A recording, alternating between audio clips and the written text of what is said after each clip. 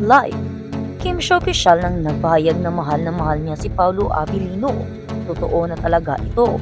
Kung bago ka lang sa channel na ito, huwag kalimutang mag-like, share, comment, and subscribe.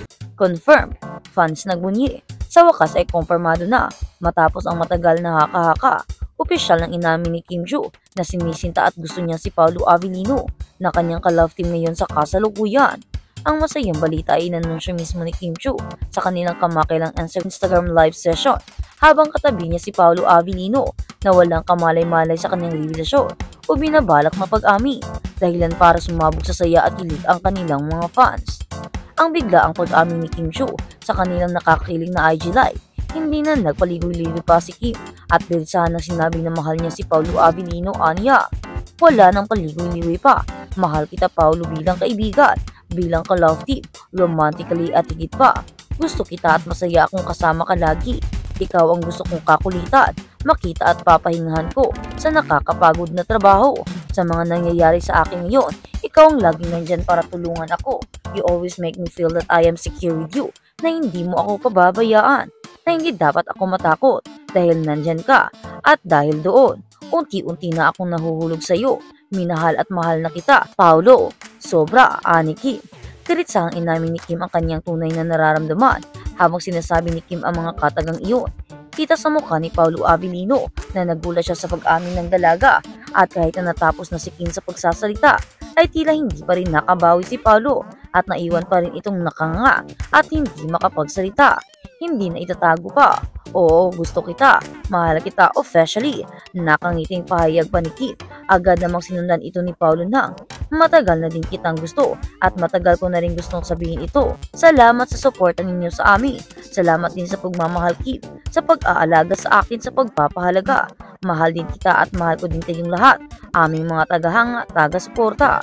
Reaksyon ng mga fans. Agad namang bumuhos ang suporta at tuwa mula sa kanilang mga fans at followers na pareho rin tulad ni Paolo ay nagulat sa pag-amin ni Kim dahil sobrang brave na dalaga kaya hinahangaan pa nila ito lalo. Mabilis na naging trending sa social media ang hashtag Kim Umaming Confirm kasama ang libu-libong pagbati at suporta. Finally, hindi na talaga kayang itago ni Kim. Hindi na napigilan ang sarili. Sobrang tagal naming hinintay ito. Mahal namin kayo. Komento ng isang fan. Mas malalim na relasyon. Handa na ba sa susunod na yugto? Ngayong opisyal na ang kanilang nararamdaman. Magiging official na rin nga ba ang kanilang relasyon? Inaabangan na ng lahat ang mga susunod na kabanata ng kanilang pagsasama. Marami ang umaasa at excited na malaman ang mga susunod nilang plano tulad na posibleng ligawan, proposal, kasal, ligawan at iba pang proyekto. Pero ang tanong, ready na nga ba si Paolo Abilino? May balak ba itong i-pursue si Kim? After ng pag-amin ni Kim at aminan nilang dalawa, ano ang dapat abangan? Check na mas marami pang kilig at aminan ang mangyayari sa dalawa. Patuloy na tumutok dito lang. At sa kabilang banda, Paolo Abilino, hindi kinayang sabihin ng harap-harapan. Pinariringgan na lang si Kim Chiu sa likod ng mga eksena ng serye, My Love Will Make You Disappear. Isang nakakatuwang pangyayari ang naganap na nagpasaya sa mga tagahanga. Sa isang interview, tinanong si Paolo Abilino tungkol sa kanyang opinion sa kagandahan ni Kim Chiu.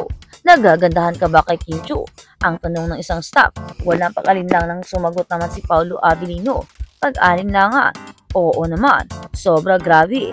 Ang kanyang sagot ay tila nagpapahiwatig ng isang malalim na paghanga kay Kim kahit na maaaring nahihiya siyang ipahayag ito ng harapan dahil nga nahihiya siyang umamin pinapalabas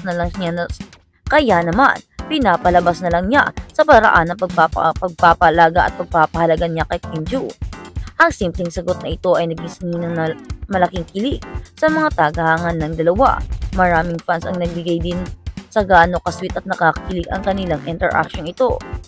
Ang mga taga-suporta ay agad na nag-react sa social media na punong-puno ng mga komento at memes na naglalarawan ng kanilang ligaya at pananabik. Ang mga ganitong pagkakataon ay nagiging usap-usapan at nagiging viral na nagpapalakas ng ugnayan ng mga artista sa kanilang mga tagahanga. Isa sa mga dahilan kung bakit ang mga ganitong eksena ay mahalaga ay dahil nagiging paraan ito upang mas makilala ang mga personalidad sa likod ng karakter o ng mga karakter. Ang mga tagahanga ay hindi lamang umaasa sa mga eksena sa palabas, kundi pati na rin sa mga tunay na interaksyon ng mga artista sa kanilang mga sarili. Sa pamamagitan ng mga simpleng tanong at sagot, lumalabas ang tunay na emosyon at karakter ng mga artista na higit pang nagpapainganyo sa kanilang mga taga-suporta. Minsan ang mga simpleng bagay na gaya ng isang papuri ay may malalim na kahulugan. Ang simple-simpleng komento mula kay Paulo Avellino ay maaaring magbigay ng inspirasyon sa maraming tao, lalo na sa mga tagahanga na nagsisilbing suporta at inspirasyon sa kanilang mga iniidolo. Ang ligaya na dulot ng mga ganitong pangyayari ay nagpapakita ng koneksyon na nabubuo sa pagitan ng mga artista at tagahanga na hindi lang limitado sa mga proyekto o palabas. Hindi maikakaila na sa mundo ng showbiz, ang mga ganitong interaction ay nagbibigay diin sa kahalagahan ng komunikasyon at pagpapahayag ng nararamdaman. Ang mga fans ay nagiging mas invested sa mga artista na kanilang sinusubaybayan at ang mga ganitong pagkakataon ay nagiging dahilan upang patuloy silang makinig at sumubaybay sa kanilang mga paboritong palabas. Sa mga susunod na episode ng serye, tsak na ang mga tagahanga ay magiging mas interesado sa mga nangyayari at mangyayari, dala ng kasiyahang naidulot ng maliit na interaksyong ito. Ang pagkakaroon ng ganitong mga simpleng eksena ay nagbibigay diin sa halaga ng mga interaksyon na ito sa mundo ng entertainment. Sa bawat tanong at sagot, may nakatagong emosyon at kwento na inaasahan ng lahat ng tao, at ito ay nagiging daan upang ang mga fan ay mas makilala ang kanilang mga iniidolo. Ang mga ganitong pangyayari ay isa lang sa mga paraan kung paano nagiging mas makulay ang mundo ng showbiz. Sa bawat tanong at sagot, ang mga artista at fans ay nagkakaroon ng mas malalim na koneksyon na nagpapalalim sa ugnayan ng kanilang relasyon. Ang mga tagahanga ay hindi lamang naging spectator, kundi aktibong kalahok sa kwento. Dahil sa mga katanungan, nabibigyan na ng kasagutan ang mga hinaing at matagal na gustong itanong at katanungan ng kanilang mga taga-suporta. Maraming ang nag-aantay at gustong malaman kung ano nga ba ang totoo sa likod ng mga ito, kasi gusto nila na meron na pag-amin na nangyayari, at iyon na nga, may pag-amin na nangyayari para kay Kim Chiu. Pero ang tanong, si Paulo Avellino, kailan ba siya aamin? Oo nga't sinagot niya ang pagmamahal ni Kim Chiu at sinabi rin niyang mahal niya ang dalaga. Pero hindi naman ito totally pag-amin, dahil ang pag-amin na inaantay nila ay iba. Yung pag-amin talaga na galing kay Paulo Avellino, yung pag-amin na may mga sorpresa na talaga namang ikina at ikakakilig ng kanilang mga tagahanga. Ang gusto ng mga fans ay umamin na si Paulo Avellino kay Kim Chiu at hindi yung babae ang umunang umamin, dahil parang lumalabas na desperada ang labas nito. Kaya naman, inaantay na lang ng mga fans ang pag-amin ni Paulo Avellino. Oo nga't sinagot niya ang katanungang nagagandahan siya ni Kim Chiu. Pero ang tanong, saang side ba siya nagagandahan kay Kim Chiu? Sa kanya bang mukha o sa kanyang ugali? Pero pareho namang maganda ang dalaga, sa kanyang ugali man o